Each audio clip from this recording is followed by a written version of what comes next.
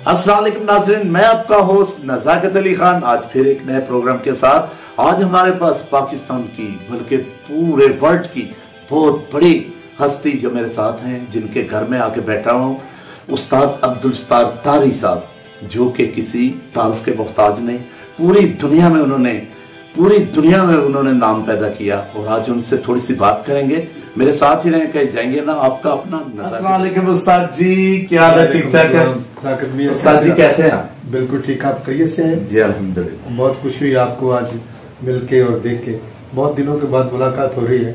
Nice to see you. पहले बात तो ये कि मैं तो आपका बच्चा हूँ, शागिर्द हूँ, तो आज मुझे बड़ी खुशी थी। मैं चाह रहा था पीएमजी चैनल के लिए आपकी कुछ बात रिकॉर्ड की जाए, तो अगर जी बहुत बहुत शुक्रिया कि आज आपने हमें टाइम दिया। तो मुझे बड़ी खुशी हो रही है कि आज आप हमारे चैनल पे हैं और कुछ मीठी मीठी प्यारी प्यारी आप भी। बिल्कुल, पहले सबसे पहले first I would like to congratulation to you. Thank you कि आप ये चैनल को खोला है पंजाब ग्रुप के नाम से। जी जी, और मेरी बेस्ट विशेस आप लोगों के साथ है। Thank you. और हमेशा अल्लाह ताला आप लोगों को कामयाब करे इस चैनल के हवाले से। और मैं अपने नाजरीन को सबसे पहले अस्सलाम वालेकुम और सत श्री अकाल और नमस्कार, सबको आपके खिदमत में सलाम पेश करता हूँ। और पंजाब ग्रुप का बहुत बहुत शुक्रिया कि जिन्होंने आके इस चैनल में मुझे आप नाजरीन से मुझे बात करने का जो मौका मिल रहा है। Thank you so much. अच्छा, आज मैं आपको उस्ताद जी दिल की बात बताऊं। मैं जब बहुत दूर दूर से आपको सुनता था ना, तो मेरे कान सरीले होते जाते थे। तो मेरी जिंदगी में ये ख्वाहिश थी कि मैं भी कभी अब्दुल सत्तार तारी साहब से मिलूंगा या कुछ सीखूंगा। तो फिर मेरी किस्मत में ऐसा हुआ कि मैं आपका गंडामंद शागिर्द हो गया। तो आपको कैसा लगा?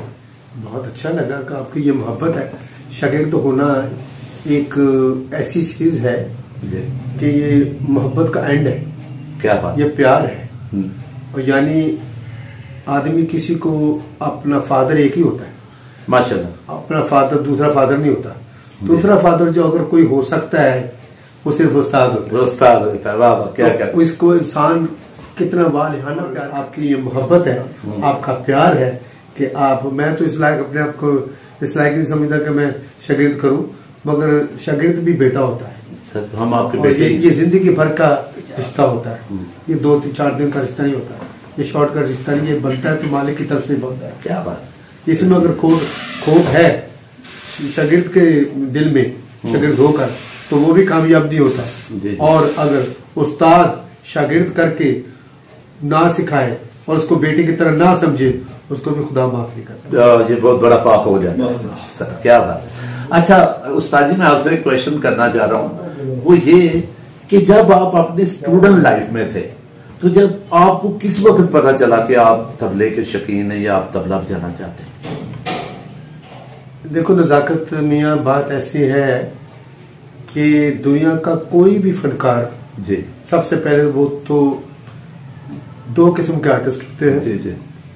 एक आर्टिस्ट जो होता है वो मालिक की तरफ से बन के आता है। जी जी। किसी भी फील्ड में, फनून लतीफा में। हाँ जी। चाहे वो पेंटिंग हो, चाहे वो पोइट हो, चाहे वो म्यूजिक हो, कोई भी आर्टिस्ट। जी जी। तो जब वो पैदा होता है, वो पैदा ही उस काम के लिए अल्लाह उसके करता है। एक होता है कि यहाँ मेहनत करके आर्टिस्ट बनता है। जो मेहनत करके बनता है, मेहनत करता है, रियाज करता है, रात दिन एक कर देता, मालिक उसकी भी सुन लेता है। मगर जो मालिक की तरफ से बन के आता है ना, उसका कोई जवाब नहीं होता। क्या बात। तो ये शाऊर फनकार को भी नहीं पता होता कि मेरे अंदर फनकार है या नहीं। उसका शाऊर बेदार अभी होता ही नहीं, तो उस वक्त वो आर्टिस्ट होता है। आर्टिस्ट बॉर्न होता है, उसको ये पता नहीं चलता, जैसे आपने बोला कि वो उसको पता चलता है कि मैं आर्टिस्ट नहीं। मैं एक मिसाल देता चला जाता हूँ कि एक छोटा सा बच्चा है। अच्छा। वो 4-5 साल का है, 3 साल का, उसने म्यूजिक सीखा नहीं सीखा, कुछ पता नहीं। हम एक रिदम चला लेते हैं, वो बच्चा एग्जैक्ट लय के साथ उसके साथ सही डांस करना शुरू कर देता है। बिल्कुल। ये क्या बात है? क्या बात। बिल्कुल, ये तो है, क्योंकि उसके शऊर में है। उसके खून के अंदर वो लय है। तो तब बड़े बड़े कई दफा लोग समझदार होते हैं और बड़ी उम्र के भी होते हैं, शौर भी होता है, मगर लय का शौर नहीं होता। बड़ा ये मुश्किल का, दिल करे बिताला डांस कर रहा हूं। ये बिल्कुल आपने ठीक। तो बच्चा जो होता है फनकार को ये कब पता ही नहीं चलता कि मैं फनकार कब बना कब नहीं हुआ, उसके अंदर वो खून में होता है, उसको ये भी नहीं पता चलता कि मैं मेरे साथ क्या होने वाला कहीं नहीं हुआ, वो करता है और उसका टैलेंट जो है उसको अल्लाह पाक उसको टैलेंट देता है, उसके साथ उसके फन को चार चांद लगाता है। वाह वाह, बिल्कुल बिल्कुल स्पेशल होती है। अच्छा खान साहब, कोई ऐसी महफल जो कि आपके दिलो दिमाग में छा गई हो, आपको पसंद आ गई हो कि भी ये इससे अच्छा प्रोग्राम मैंने कभी नहीं किया, कोई ऐसा प्रोग्राम? ये कमाल का क्वेश्चन है। ये इस तरह के प्रोग्राम जो है वो बड़े जो यादगार रह जाते हैं। ज्यादा प्रोग्राम हुए हैं, मगर कुछ यादगार इतनी है कि मैं क्या बताऊं, मगर इस तरह से ये सवाल का जवाब देना बहुत मुश्किल है। जी जी, मगर चलो एक ऐसा सुना देते हैं। जी जी। उसमें कोई एक फनकार का जज्बा जो है ना, वो सबसे बड़ी चीज होती है। अभी ठीक है, साथ देती है तो चलो जो कॉन्सर्ट पे मैं तेरे जबरदस्ती नहीं मैं चाहता, और अगर नहीं है तो बेटा तुम बताओ। तो मेरे दिमाग में एक ख्याल आया, मैं ये बात सुनाना चाह रहा था जी कि फनकार का जो जज्बा है ना, अपने आर्ट से जो मोहब्बत है, उसमें कुछ दिमाग में नहीं मेरे आया। मैंने एक बात सोची कि यार अल्लाह ताला ने रॉयल अल्बर्ट हॉल में तेरे सोलो बज रहा है मेहदी हसन साहब के साथ, आज अल्लाह ने ये वक्त लाया कि मैं उस हॉल में परफॉर्म कर रहा हूँ, फर्स्ट एंट्री मेरी है। क्या बात। तो यहाँ ये सारे लोग मुझे चले गए, तो यहाँ मैं मर गया तो क्या फायदा। सही बात। अगर मेरे नसीब में मरना ही है तो स्टेज पर परफॉर्म करते मर जाओ। On the duty. तो मैंने कहा ये क्या यहाँ कि जी मैं उठ नहीं सकता, हिम्मत करो तुम्हें क्या हुआ। मेरे दिल ने और मेरे आर्ट ने मुझे ये कहा कि उठो जाओ। सही। मैंने कहा जी मैं बिल्कुल गया, तो माशाल्लाह वहाँ हर चीज का इंतजाम था, ग्रीन रूम थे, शावर का इंतजाम, गर्म पानी, ये वो टावल सब कुछ। मैं कहा छोड़ फ्रेश हो, जाके शावर वगैरह लिया, मैं सेट हुआ और ड्रायर करके मैं सेट हो गया। लो जी आधे पौने घंटे में साउंड वगैरह चेक किया, ये क्या वो करने के बाद ना मनोस हुआ, परफॉर्म किया, सीधा स्टेज पर गया, जाके मैं माइक पढ़ के मैं भूल गया कि कहाँ है। अब मुझे ये नहीं पता था कि मेरे में एनर्जी उतनी नहीं रही जितनी मैं तो रात को काफी ताकत खर्च चुका हूँ। मतलब 15-20 मिनट तो मैं परफॉर्म कर गया जैसी करनी थी। क्लैप्स हुई जनाब बड़ी, ये वो, तो मैं ये रूपक ताल मुझे याद है अच्छी तरह, मैं बजा रहा हूँ, लोग एंजॉय कर। जब 20 मिनट हो गए ना तो मुझे लगा कि बेटा अब तेरे से नहीं बचेगा। अब तुम यहाँ ही वाइंड अप कर दो। तो वहां ही मैंने जल्दी से वाइंड अप किया, फिर थोड़ी सांस चढ़ी और लोगों ने क्लैप की, बॉ किया, दौड़ के बाहर खास साहब ने मुझे पकड़ के गले लगाया, यार ऐसे माशाल्लाह बड़ा अच्छा परफॉर्मेंस कर गया, क्या बात है देखो। मैं कहा अच्छा ठीक है, अच्छा कोई बात नहीं ये बात। लो जी 15-20 मिनट मेरी सांस मिली, उसके बाद खान साहब का अनाउंस हुआ, फिर जाकर उनके साथ परफॉर्म किया। तो इस तरह से प्रोग्राम रॉयल अल्बर्ट हॉल का मैंने परफॉर्म किया। तो ये जज्बा, ये जो मोहब्बत होती है, जो इंसान का जो विजन होता है, वो इंसान को वहां को ना पैसा आता है ना कोई चीज आती है ना कोई। मैं मुझे बाद में पूछा कि तुमने कैसे सोचा, कि मैंने कहा खान साहब मैंने यही बात सोची। मुझे कहते हैं बहुत अच्छे, शाबाश, मैं तेरी जगह होता मैं भी ऐसे करता। क्या बात। अच्छा खान साहब एक और बात आपसे पूछूंगा कि जब आपने उस्ताद मियां शौकत साहब की शागिर्दी की, तो उस वक्त तो मुझे पता चला कि आप उस वक्त भी बहुत तैयार थे तबले, ये बात सच है? देखिए ये तैयारी और व्यारी जो है ना, ये हाथ गर्म कर लेने वो अलग बात है, मगर जो किसी आर्ट की एजुकेशन अगर वो नहीं है तो किसी काम के लिए होता। क्या बात। और अगर मैं सिर्फ तैयार ही हूं, तो मैं जब फर्स्ट टाइम उस्ताद जी के सामने मुझे याद आ गया कि जब मैंने हाथ लगाया तो यंग था और बड़ा तताल उनको लगा। कहते हैं माशाल्लाह लड़का बड़ा तैयार है, पर पता नहीं कहाँ तैयार है। यही मतलब था कि ये सिर्फ इसके हाथ में स्पीड है, मगर एजुकेशन तो है ही नहीं। सही बात। तो वो उस्ताद से नसीब होती है। जी। जब तक उस्ताद ना हो फिर पता चलता है कि हर चीज आवारगी से निकल जाती है। आवारगी नहीं रहती, फिर सूझबूझ आती है कि संगत कैसे करना है, परफॉर्मेंस सोलो कैसे बजाना है, सितार के साथ कैसे बजाना है, हर चीज की जब सूझबूझ आ जाती फिर जाके कोई बात नहीं। अच्छा हाँ सर, आपका जब तबला सुनने को दिल करे तो आप किसको सुनते हैं? मैं अपने उस्ताद को सुनता हूँ, बस मैं सबको सुनता हूँ। क्या बात। अच्छा तो खान साहब आपके इतने शागिर्द हैं, बहुत शागिर्द हैं, मैं तो इतना लायक शागिर्द हूँ ना आपका, तो आपके बहुत शागिर्द हैं, उनमें से आपको कोई ज़हन में आता है कि भी मेरा एक स्टूडेंट बहुत अच्छा? माशाल्लाह काफी, एक नहीं है, अच्छा बाकी बहुत सारे शागिर्द हैं मेरे माशाल्लाह, यहाँ भी और बाहर भी, बरमूदा मुल्क में भी बजा रहे हैं, इंडिया वगैरह हर जगह, पाकिस्तान में, अमेरिका में, लंदन में।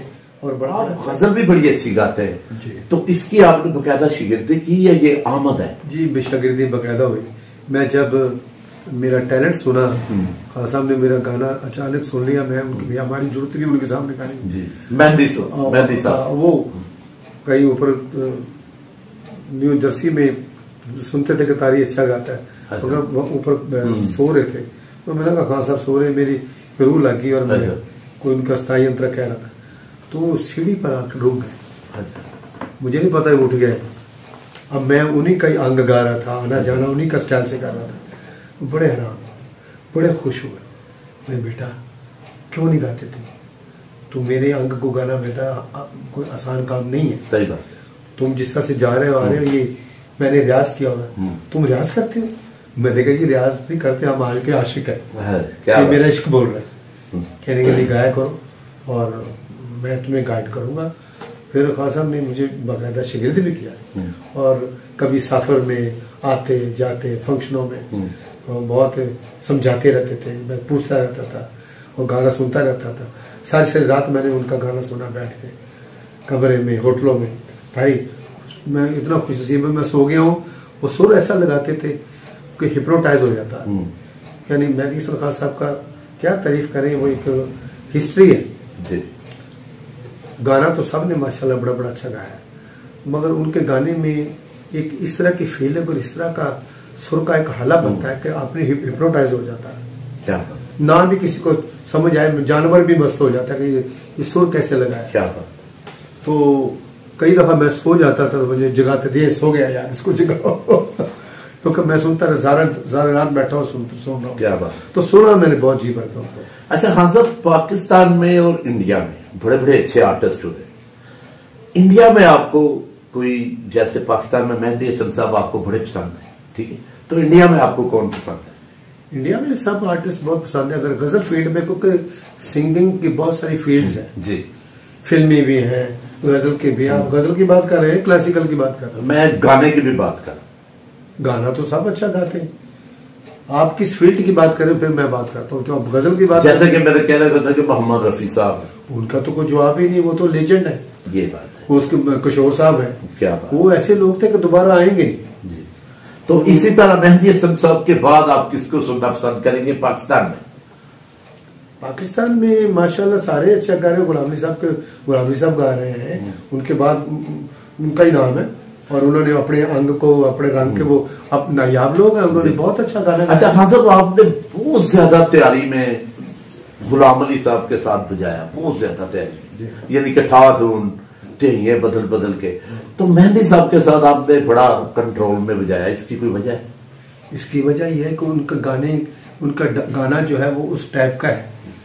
अच्छा, वो चंचलपन नहीं चाहते, वो सूद मीर टाइप का गाना गाते हैं, तो वो ज्यादा उसमें तबले का कोई काम नहीं है। संगत उनके साथ बस उतनी चाहते हैं, उतना ही खूबसूरती से काम होना चाहिए। मगर गुलाम अली भाई के साथ मेरी अंडरस्टैंडिंग भी थी और वो लय को एंजॉय भी करते थे, तो मैं उनके साथ बहुत खोल के बजाता था और बहुत अच्छा उनका अंग है। कुछ आर्टिस्ट लय को जरूरी नहीं कि हर आर्टिस्ट लय को प्यार करे, कोई सुर को प्यार करता है, कोई लय को प्यार करता है, तो अपना अपना रंग है, अपना अपने रंग का अंग के कमाल लोग होते हैं माशाल्लाह। वो अपने रंग के कमाल है, ये अपने रंग के कमाल। मुझे जो कुछ भी मैंने चाहा, मैं आर्टिस्ट बनने की ख्वाहिश की और सब कुछ नाम दिया, शोहरत दी, इज्जत मिली माशाल्लाह। अभी तक तो सब कुछ अल्लाह ने दिया, मुझे कोई कंप्लेन नहीं।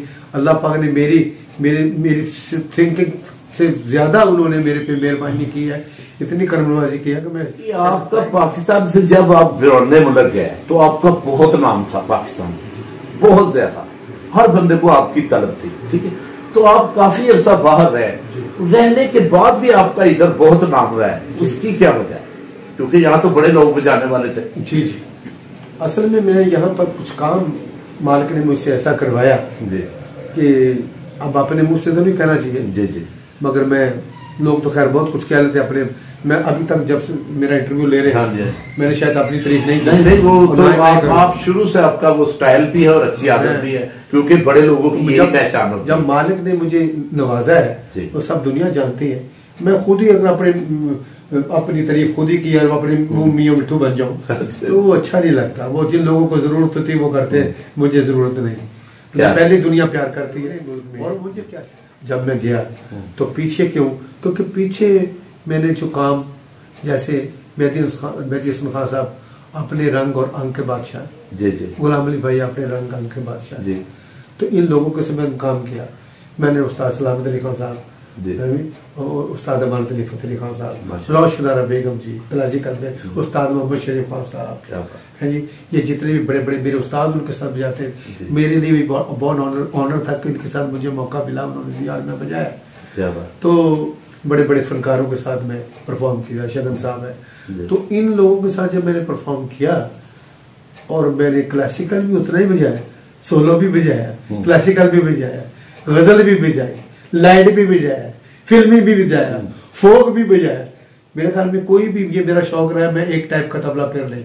क्या बात है, मैंने सब कुछ ही परफॉर्म किया, जिसकी वजह से जिस आदमी ने कोई काम किया हो और ऐसा किया हो उसका अपना वो नाम जिंदा रहता है। क्या बात, आज मेहदी हसन साहब नहीं है ना जी, तो उनका नाम इसलिए जिंदा को वो काम ऐसा कर गए। क्या बात, बहुत। मैं चला भी गया यहाँ से तो मेरा काम और मेरा फन जो था वो लोगों को भूला नहीं करना, नहीं भूलेगा, रिकॉर्ड है वो। अच्छा, अब हम आते हैं उस तरफ कि आपने स्टार्ट जो है पाकिस्तान रेडियो से लिया। जी जी बिल्कुल ना, बस आपने पाकिस्तान रेडियो में काफी देर जॉब की। जी बिल्कुल, तकरीबन मैं 10-12 साल। फिर बाहर अंदर आने जाने की प्रॉब्लम तो काफी रहती होगी। नहीं, वो तभी फिर मैं तो इस्तीफा दे के चला गया। ये तो फिर आपने, मैं असल में जॉब इसलिए की थी, जो मेरे उस्ताद वहां होते थे, मैं क्रेजी था उनके लिए भी और एजुकेशन भी मुझे और चाहिए थी, तो मैं उनका आशिक था, मैं उनको जरूर रोज देखना चाहता था। अच्छा, तो इस बहाने में मुझे जॉब उन्होंने ऑफर किया और मैं जॉब किया, मगर रोज मुझे उस्ताद जी से मिलने का मौका मिलता था, तो उनसे सीखा भी मैंने। तो 10-12 साल मैंने रोजाना जाना और बैठना, उससे सीखना, जॉब भी करना जी। तो ये मेरा खुशकिस्मती थी कि मुझे उस्ताद जी के साथ बहुत मौका मिला सीखने को। अच्छा, उस्ताद जी को बहुत प्यार था आपसे, खासकर आपसे बहुत ज्यादा प्यार। मैं भी वो उनको तो मेहरबानी, उनको प्यार था पर मैं पागल था उनके लिए। क्या बात, मैं तो क्रेजी था। अच्छा, मैं एक आपके, मैं आशिक था, मैंने आशिक बन के उनसे सीखा। मैंने जिंदगी में कहा ही नहीं कि मुझे सिखाए, एक दफा भी नहीं बोला। उनकी मर्जी आई तो साल के बाद एक लेसन दे दिया था भी ठीक है, मगर मेरी मोहब्बत में कभी कमी नहीं आई। क्या बात, पर उन्होंने देखा कि यार ये तो बच्चा मेरा आशिक है। फिर जैसे वो सेलमैन अपना कपड़ा दिखाता है ना कि यार ये भी याद कर ले, ये भी याद कर ले। मैंने कहा जी मैं आपको कह कहते नहीं बेटा, तुमने मेरा नाम करना है और हमारे पास इतना वक्त नहीं होता, तो जितना भी कोई तुम ले लो सीख लो। क्या बात, बहुत फराख दिल और बहुत फकीर हस्ती थे, बहुत बड़े लोग थे। मैं बड़ा खुशकिस्मत आदमी कि ऐसे उस्ताद का शिकंजा दो जिसने आप सिखाने में कभी बखीली नहीं। क्या बात, दिल वाले लोग। अच्छा उस्ताद जी, आपसे एक बात ये कहूंगा कि जो यंग जनरेशन तबला सीख रहे हैं या म्यूजिक सीख रहे हैं, उनके लिए आप कुछ कहना चाहेंगे?